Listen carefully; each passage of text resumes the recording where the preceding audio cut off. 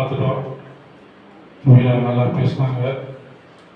அடுத்ததாக நம்ம 4வது பூவை பார்க்க போகிறோம். கர்த்தருடைய பரிசுத்த நாமத்துக்கு மகிமை உண்டாவதாக. அடியேன் இந்த இடத்துல நிற்க செய்த தேவனுக்கு நான் கொடானபடி நன்றியை வருகிறேன். இயேசு கிறிஸ்துவின் நாமத்தில் உங்களை யாவரையும் வாழ்த்தி வரவேற்கிறேன். அல்லேலூயா. பிதாவாகிய தேவனின் அநாதி தீர்மானத்தின்படியே உலகத்தின் பாவத்தை சுமந்து தீர்க்கிற தேவ ஆட்டுக்குட்டியானவர் அக்கிரமக்காரர் ஒருவராக எண்ணப்பட்டார் என்ற தீர்க்க தரிசன வார்த்தையின்படியே 2 குற்றவாளிகள் மத்தியில் குற்றமற்றவராக துப்பப்பட்டவராக, முகத்தில் துப்பப்பட்டவராக, சிரசில் முள்முடி சூட்டப்பட்டவராக, சரீரமெல்லாம் வாரினால் அடிக்கப்பட்டவராக, ரத்தம் சிந்த சிலுவையில் தூங்கினார் இயேசு. அல்லேலூயா. இயேசுவின் கடைசி வார்த்தையை கேட்பதற்கு சிலுவையில் பக்கத்தில் நிறைய பேர் இருந்தாங்க. ஒவ்வொரு வார்த்தைக்கும் ஒவ்வொரு ஆழமான சத்தியம் இருக்கு. இப்போ 3 வார்த்தை நம்ம கேட்டுட்டோம், பார்த்துட்டோம். ஆனால் இது 4வது வார்த்தை மத்தேயு எழுதின சுவிசேஷம் 27ஆம் அதிகாரம் 46வது வசனம்.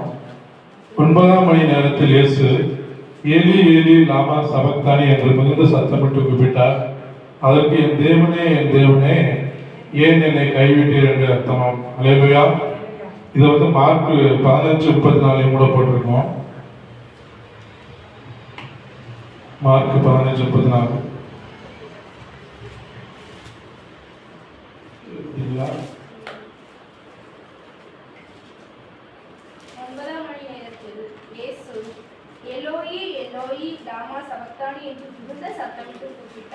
அதற்கு என் தேவனே ஏன் என்னை கைவிட்டீர் என்று அர்த்தமாம். அல்லேலூயா. இப்போ இதை இந்த பாபிலோன் சிறையிலிருந்து வந்தவங்க எல்லாரும் பல மொழிகளில் பேசினாங்க. இதில் நெகமியா 13ஆம் அதிகாரம் 23-24 வசனத்தில் கூட நம்ம பார்க்கலாம். எபிரேய மொழி அதிகமாக பேசினாலும் அராமிக், கிரேக்கம், அப்புறம் லத்தீன் மொழியும் இஸ்ரேல் தேசத்தில் அதிகமாக பேசியிருக்காங்க. இந்த இயேசு கிறிஸ்து அதிகமாக பேசுனது அராமிக் மொழின்றது. அராமிக் மொழி எபிரேய மொழி மாதிரி தான் இருக்கும். ஆனால் எபிரேய மொழி கிடையாது, அராமிக்கு. இது ஒரு கிரேக்க மொழி கிடையாது. மற்ற வார்த்தைகள் எல்லாமே கிரேக்க மொழியில தான் எழுதியிருக்காங்க. பைபிளில் உள்ள வார்த்தை எல்லாமே இவர் பேசுறது மட்டும் புதுசாக இருக்குது. அதை மத்தேயு 22ஆம் அதிகாரம் 45வது வசனம்.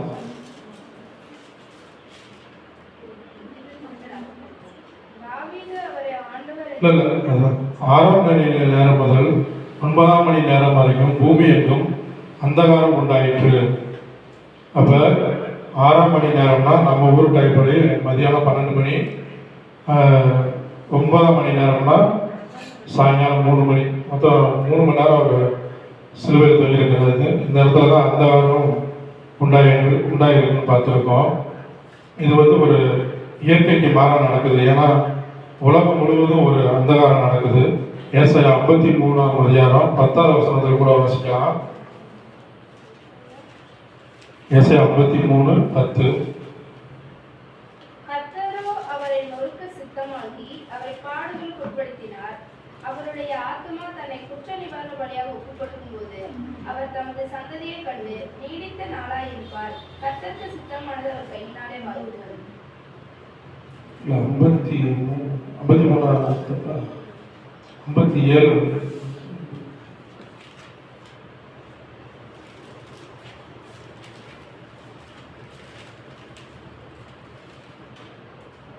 57:10.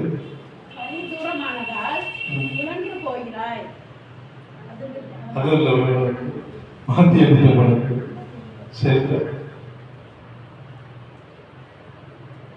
அவர் ஆக்கினை வந்தது அப்படின்ட்டு இருக்கோம் அந்த வசனத்துல. நம்ம இயேசு கிறிஸ்து ஆண்டவராக இயேசு கிறிஸ்து நம்முடைய பாவங்கள், உலக மக்கள் செய்த பாவங்கள் ஒவ்வொன்றையும் அவர் ஏற்றுக்கொண்டாரு. அந்த வசனம் இருக்கிறது. நம்முடைய மீறுதலை நிமித்தமும் அவர் காயப்பட்டு நம்முடைய அக்கிரமத்தால் நொறுக்கப்பட்டார். நமக்கு சமாதானத்தை உண்டு பண்ணும் ஆக்கினை அவர் மேல் வந்தது. அல்லேலூயா.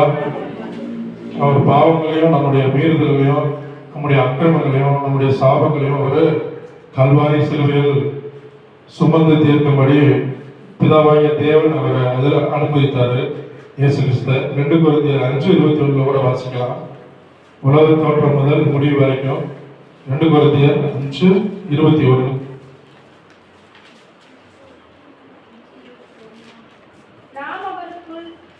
தேவனுடைய நீதியாகும்படி பாவம் அறியாத அவரை நமக்காக பாவமாகினான்னு பார்க்கிறோம். அல்லேலூயா. உலகத்தில் இருக்கிற எல்லா மக்களுடைய பாவங்களையும் உலகத்தின் ஒளியாகவும் உலகத்தின் வெளிச்சமாகவும் அந்த இயேசு கிறிஸ்து அவர் மேல சுமத்தப்பட்டதால அந்த பாவ இருள் அவரை மூடிக்கொண்டது. உலகத்துல இருள் சூழ்ந்த நிலை உருவாகுது. உலகமே ஒரு அந்தகமான ஒரு சூழ்நிலை உண்டாகிறது. அதனாலதான் இயேசு ஏலி ஏலி லாமா சபக்தானி, அதாவது என் தேவனே என்று ஏன் என்னை கைவிட்டீர் என்று மிகுந்த சத்தமிட்டு குறிப்பிட்டார். அல்லேலூயா. இந்த மூன்றாவது மணி நேரத்துல இந்த டைம்ல அந்திபலி அந்த இடத்துல செலுத்துவாங்க இஸ்ரேல் தேசத்துல. அது இல்லாம எஸ்தர் ராஜாத்தையும் அதுல சொல்றாங்க, என் தேவனே ஏன் என்னை கைவிட்டீர்னு அதையும் பார்க்கணும். அதே மாதிரி இயேசு கிறிஸ்து வாழ்ந்த காலத்திலையும் அவர் தனியா இருக்கல, அவர் பிதாவும் அவரும் ஒன்னா இருந்திருக்காங்க. அதாவது எஸ்தரும் சொல்லியிருக்காங்க, என் தேவனே ஏன் என்னை கைவிட்டேன்னு சொல்லியிருக்காங்க. இந்த இடத்துல இயேசு கிறிஸ்து சொல்றாரு. ஏன் சொல்றாருன்னா அவர் அனுப்பினவர் அவர்களும் ஒன்னா இருந்திருக்காங்க. அதை கூட நம்ம யோவான் 8:14 வாசிக்கலாம். அது கூட யோவான் 8:14 வாசிக்கலாம். யோவான் 8:29 வாசிக்கலாம். நானே வாசிக்கிறேன். என்னை அனுப்பினவர் என்னுடனே கூட இருக்கிறார். பிதாவுக்கு பிரியமானவர்களை நான் எப்பொழுதும் செய்கிறபடியால் அவர் என்னை தனியே இருக்க விடவில்லை என்றார். அல்லேலூயா. இப்போ இங்க பிதாவும் இயேசு கிறிஸ்துவும் ஒன்னா இருக்கிறாங்க. அவருக்கு பிரியமான காரியங்களை இவர் செய்யறாரு. தேவனுடைய சுத்தம் வாசிங்க. ஏசாயா 59:2 எடுத்த வாசி.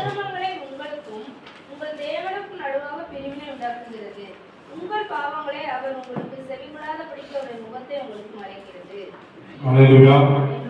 உலக மக்கள் பாவங்கள் எல்லாமே இயேசு மூடியதால், அந்த பாவம் மூடப்பட்டதால் அது தேவனை பிரிச்சிருது, இயேசு கிறிஸ்துவிட்ட பிரிச்சிருது. அதே மாதிரி 2 கொரிந்தியர் 5:21 பார்க்கலாம். இங்க வாசிக்க வேணாம். இந்த பாவங்கள் எல்லாம் தேவனுடைய முகத்தை மறைக்குது. அதுதான் சொல்றாரு. அது மட்டும் இல்லை, இயேசுபாவுடன் கூட இருந்த பிதா எப்பவுமே அவரை ஒன்றாவே இருந்து அவருடைய அன்பை செலுத்தி அவர் கூட இருந்துட்டு, இப்ப இந்த கடைசி அந்த டயத்துல அவர் அந்த பாவம் அவர் ஃபுல்லா இருந்தனால அவருடைய முகத்தை மறைச்சிருது. அந்த இடத்துல உண்டாகுது. இங்க ரோமர், யூதர்கள், இன்னும் அங்க இருக்கிற ஜனங்கள் எல்லாருமே ஆண்டவரை அடிக்கிறாங்க, துன்பப்படுத்துறாங்க. அதை எல்லாமே பொறுத்து கொண்ட இயேசு இந்த ஆண்டவர் அந்த பிதாவாகிய தேவன் விலகுனதுன்ற மட்டும் அவர் பொறுத்து கொள்ள முடியல. அதுதான் இங்க சொல்றாங்க. 6ஆம் மணி நேரம் முதல் 9ஆம் மணி நேரம் வரைக்கும் அந்தகாரம் உண்டாயிற்றுன்னு. இப்போ ஞானஸ்தானம் எடுக்கும்போது ஆண்டவர் சொல்றாரு, பிதாவாகிய தேவன் சொல்றாரு, இவர் என் நேசகுமாரன், இவர் மேல் பிரியமா இருக்கிறேன் அப்படின்னு சொல்றாரு. ஆனா இந்த இடத்துல இவர் சிலுவையில தொங்குறாரு. இப்ப சிலுவையில தொங்கும்போது மரத்தில் தூக்கப்பட்ட எவனும் சபிக்கப்பட்டவன் என்று எழுதியிருக்கு. அதனால நம்முடைய பாவங்களை அவர் சுமந்து, நம்முடைய சாபங்கள் எல்லாத்தையும் அவர் சுமந்தனால இயேசுவோடு தன்னுடைய முகத்தை அவர் மறைத்து கொண்டார். அல்லேலூயா. அதாவது கிட்டத்தட்ட ஒரு 3 மணி நேரமா அவர் முகத்தை மறைச்சிட்டாரு. எத்தனையோ பாடுகள், எத்தனையோ அடிகள், எத்தனையோ வேதனைகள் எல்லாத்தையும் தாங்கி கொண்ட இயேசு அந்த பிதாவினுடைய முகமும் அந்த பிரசனமும் மறையும் போது அவரால் தாங்கி கொள்ள முடியாம தான் சொல்றாரு, என் தேவனே ஏன் என்னை கைவிட்டீர் என்று சத்தமிட்டு கூப்பிடுறாரு. இதுதான் சிலுவையில அவர் அதான் எவ்வளோ அடிகள் பாடுகள் வந்தாலும் அதெல்லாம் அவர் பொறுமையா தாங்கிக்கிறாரு. ஆனா தேவன் பிரிவை மட்டும் அவருக்கு தாங்க முடியல. அல்லேலூயா.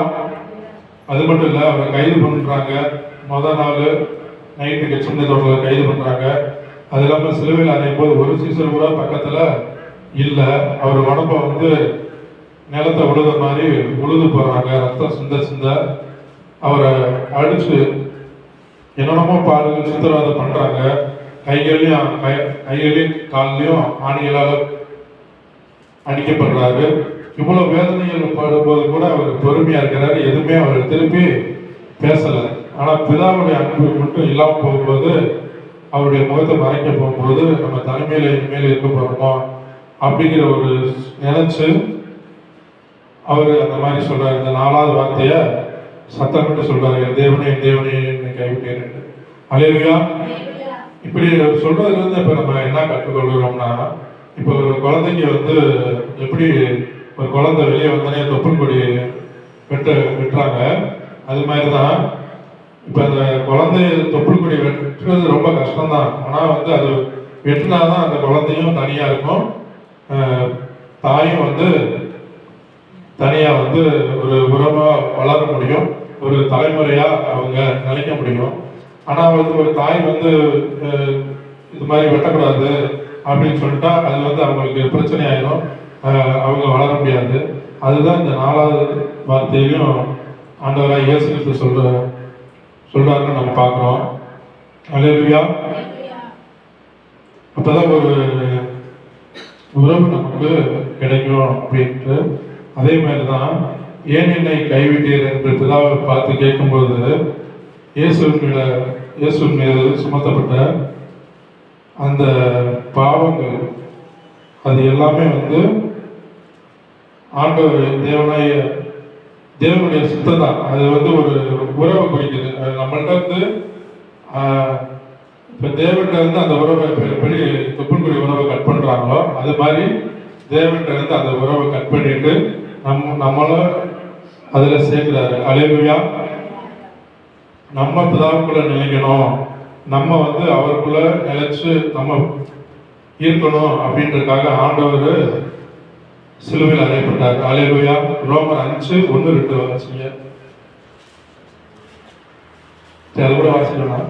அதே மாதிரி கலாத்தியர் 4:1-7, அதே மாதிரி எபேசியர் 1:1 அதிகாரம் 6-7 வசனம், அதே மாதிரி எபேசியர் 2 அதிகாரம் 14-18 வசனம், 18வது வசனம் வரைக்கும். இந்த வசனங்கள்லாம் நம்ம பார்த்தோம்னா ஒரு புதிய உறவுக்குள்ள போற மாதிரி சொல்லியிருக்கோம். இயேசு கிறிஸ்து சொல்றாரு மாதிரி இந்த 4வது வார்த்தை மூலியமா நம்ம பாவம் செய்யும் பொழுது தேவனுடைய முகம் நமக்கு மறைக்கப்படுது.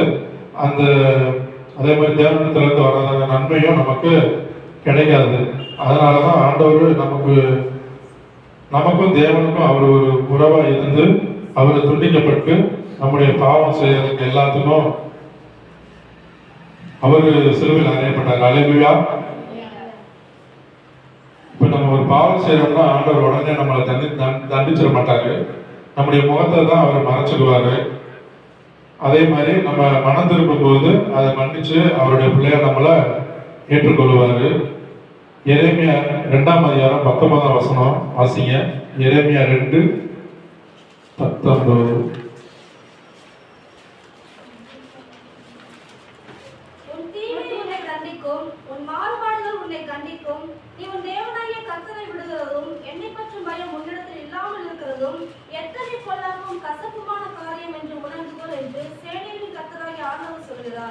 அல்லேலூயா. அதுதான் நம்மளை ஆண்டவர் தேவனோட இணைக்கிறதுக்காக அவரு அடிக்கப்பட்டாரு. இந்த நாளிலே கூட தேவனுடைய அன்பில் நம்ம நிலைத்திருப்போம், நம்மளை தேவனுடைய அன்பில் புதுப்பித்துக் கொள்வோம். அல்லேலூயா. எப்பொழுது அவர் இன்றைக்கும் நம்மளை நேசிக்கிறாரு, இன்றைக்கும் அவர் நம்மளை நேசிப்பாரு. அவருடைய அன்பிலும் ஐக்கியத்திலும் நாம இணைந்திருப்போம். அல்லேலூயா. கர்த்தருடைய உங்கள் அனைவரையும் ஆசீர்வதிப்பாராக.